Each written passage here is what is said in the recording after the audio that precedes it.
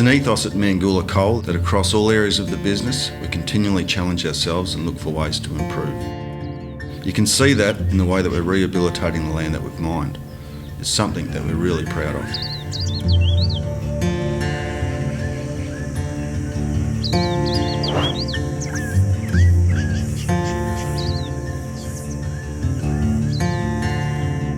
Mangoola Coal is an open-cut coal mine, truck and shovel operation based in the Upper Hunter Valley of New South Wales.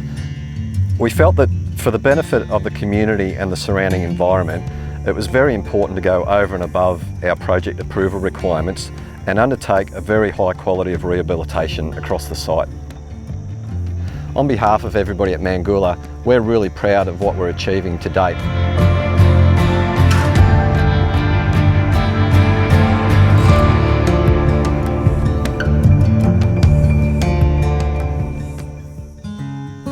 The first step was to get all the fundamentals in place.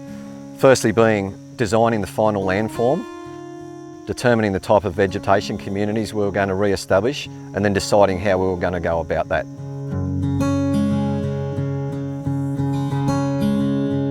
Not long after we started mining, our mining engineers decided to adopt a geofluve design natural landform model for the final rehabilitation to be able to blend seamlessly into the surrounding environment. I've been involved with the project since the beginning, from 2008, and I suppose in the early days I was concerned about the condition requirement that we had to reinstate certain features in the rehab. After we'd started mining and we had trialled an area on the North Pit there with the geofluve, and it worked quite well, showed that we could do it. And that eventually got included in our modification. Over time, we were able to show that this was just the way we did business. Any concerns I had about reinstating those features were gone. So the first step in the rehabilitation process is to use GPS-equipped D11 dozers to shape the landform in accordance with the geofluve model. We come up with a plan right back at the start on overall flow paths and water speeds and general layout to retain the natural features that were here prior to the mining process. We then use that to govern the design of each individual dump that goes off that, and then from those dumps that we have designed, that we then try to minimise the amount of shaping works that go in for the dozers, so we might dump them in two smaller layers instead of one big layer, just to reduce the amount of dozer work. So what we're looking at over here in this direction, this is the first stage of the rehabilitation process, which is our landform creation. We're shaping that to blend in seamlessly to the surrounding landscape. You can also see at the top of the hill we've got a topsoil stockpile, so that's topsoil that we've stripped from the pre-mining process, and that's the topsoil that we then use when we come over to this stage of the hill, which has just recently been finished in the last month or so.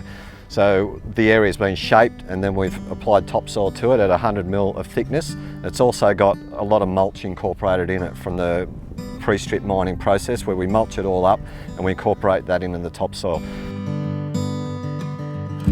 The topsoil is a limited resource, so what we do is we mix all the mulch back into it. We mulch all the timber down, mix it into the topsoil, try to mix it up and get it all together, try to keep the weeds out of it and look after it.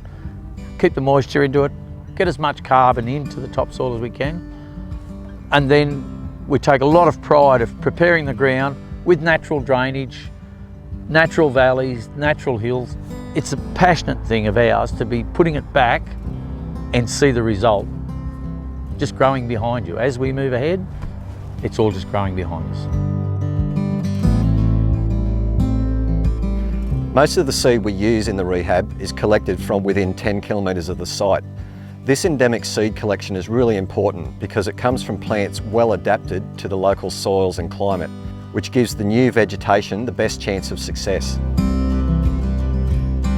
So we're standing at the moment in front of a great pile of eucalyptus crebra that we've picked from some of the areas that are being cleaned, and we're standing in the beautiful Mangoola, some of the offset areas. So we've just got this out on the tarps in the sun for a couple of weeks.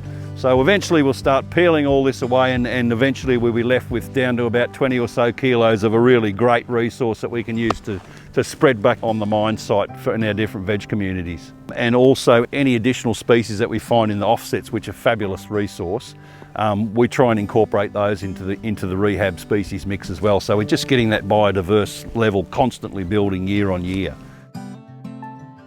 It just makes such the difference. It just means you have a much bigger suite of species that you can put back into your rehab. You know the provenance of it, you know it's local seed, you know it's going to do really well. If you look after your soil and do your processes, it's just a fantastic result. There's a lot of germinants in ironbark. It's about 6,000 per 10 grams really, mate. So yeah, this is gold for us, this is treasure. All areas are seeded by hand, by contractors, to ensure that each vegetation community is seeded in its appropriate place in the landscape. So this map shows a GIS representation of a conceptual revegetation plan that we use for the rehab. What it shows is that we've got 8 separate vegetation communities being re-established, and they're being put back in the logical locations that they would be found in the surrounding natural environment. For example, we've got some large open grasslands on the flatter areas. On our ridges, we've got spotted gum forests. On our lower slopes, we've got slaty box woodlands. And down our drainage lines, we've got forest red gum communities. So this is a young cypress pine here, which is a significant local species, but they're notoriously slow to grow from seed. So what we've done, we've grown 500 of them at a specialist nursery and planted them out here along the ridgeline. So the vision is that in 20 years' time, this whole ridgeline will be covered in a cypress pine forest. One of the critically important steps in the process is habitat creation. This includes the use of habitat timber in the form of ground timber, stag trees, rock piles, and the creation of frog ponds and wetland areas. This is an example of one of the wetland areas that we've created on site in our rehabilitation.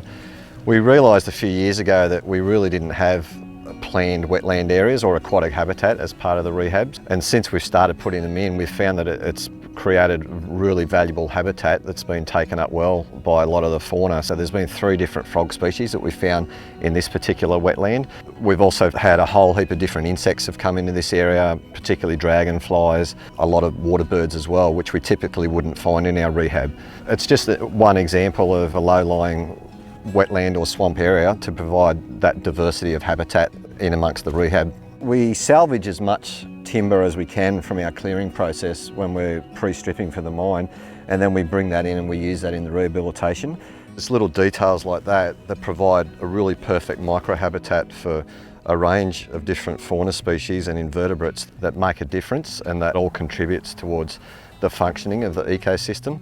And without these little bits and pieces of detail, you just don't have that amount of complexity being re-established in the ecosystem. This is an example of one of the stag trees that we've relocated at Mangoola. So these stag trees start off as habitat trees in our pre-strip area before mining, and we salvage these because these are such a valuable resource, and they're initially marked as habitat trees because of their habitat value. So they've either got hollows, they've got peeling bark, or they've got splits and fissures throughout the timber.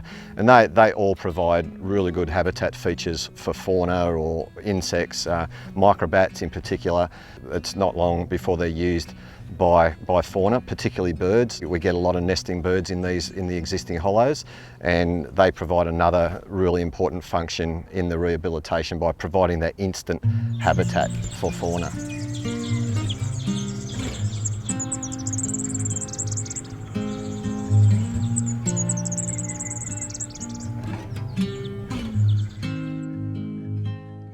We've got over 1,500 nest boxes on site, and they've all been made by the local Denman Men's Shed.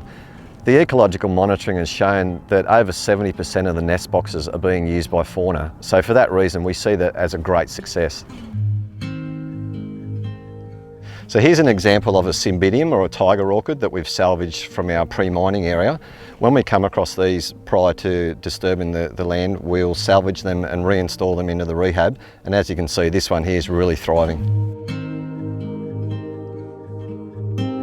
Today we're at our rehabilitation and viewing platform that was established in 2019, and the reason this idea came about was since 2015 we've had over 2,000 visitors to Mangoola, and we see transparency and also shared learnings as a key part of our rehabilitation. Transparency with all our stakeholders, local community members, members of parliament. We've had the Senate inquiry for mine rehabilitation, come to site for a look, and also shared learning. So we have a lot of other practitioners from other industries, being those construction industries or being the mining industries, come and have a look at the natural landform, come and have a look at the rehabilitation. So what we saw as an improvement to that process was, instead of just listening to myself or Damien and one of the other tour guides actually talk about the process, we put in this rehabilitation viewing platform. We also put in an interpretive walk. And there's a couple of advantages in that. It allows us to communicate information differently. People can run through the signs. It talks about our historical land use, it talks about seeding, mulching, basically all the process that we've talked about in this video, we do on that tour. So it gives them another realm. They can do it in their own time. It's a good lunch break, stop. It also, for school kids, it's great because we'll send all the signs off to the teachers. They'll write out a whole heap of questions and the kids can really interact and learn about the process. What was here when I first come, and that was sort of open savanna, was a good smattering of high value red species like ironbark, red gum. And looking today, I see a more diverse body of timber than what I had visions of.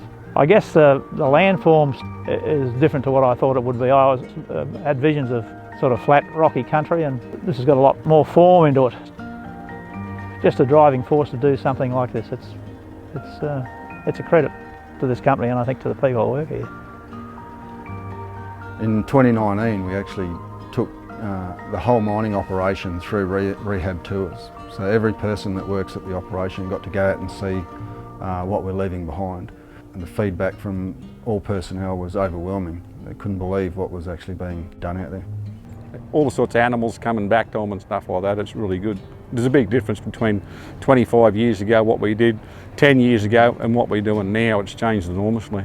Okay, so this is our interpretive walking trail that we've established to basically teach people a little bit about some of the flora and fauna that they'll typically find in the surrounding area and back into the rehab here at Mangoola.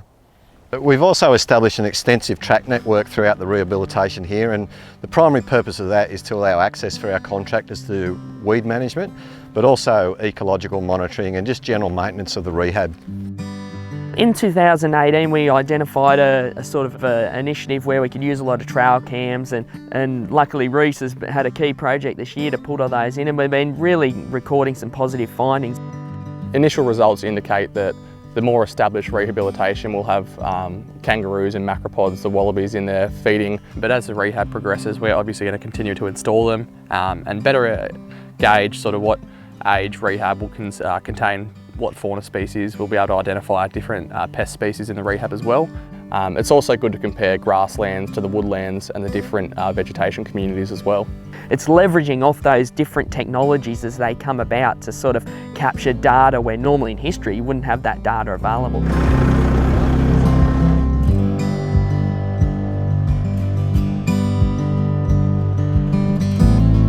We've just found evidence of secondary succession or regeneration in our rehab, which basically means that the mature eucalypt trees and some endemic shrub species have gone to fruit and they've spat off seeds that have then gone on to grow into seedlings. So it's a really positive sign for the rehabilitation, and it's the first time we've had a discovery like this on site. So here we've got a 7-year-old Angophora floribunda, which we've recently discovered is flowering and fruiting. Underneath this tree, there's a whole lot of seedlings which are coming up, showing evidence of secondary succession in the rehab. It's showing that what we're doing in rehabilitating the site is working. So seeing the second generation seedlings develop in the rehabilitation is so exciting and satisfying, because what it's proving to us is that all of the hard work that everybody's put in on this project is resulting in the creation of a long-term and sustainable ecosystem. This definitely, it has a better aesthetic appeal. It controls the water a lot better. It more ties in with what we had here originally. And at the end of the day, hopefully it's a more cost-effective long-term solution. I've got the 2 sons are on site, my sister-in-law's here, and I've also got a nephew working in our work team. It's a family organisation, and we're putting something back to the area we live in, to the community that we live in. In 2010, we kicked off operations here at Mangoola Coal with a goal to rehabilitate 2,300 hectares of disturbance. And to date we've done 700 hectares of natural landform rehabilitation, which was a credit to the guys. You know, they took a leap of faith at the time to go with that natural landform model to tie it in with the surrounding environment and leave a really good product. The science is out there and 99% of it's known, and we focus on doing that 99% 100% right, and then we're always looking for that extra 1%. We're looking for advances in science to ultimately leave the best rehabilitation outcome we can.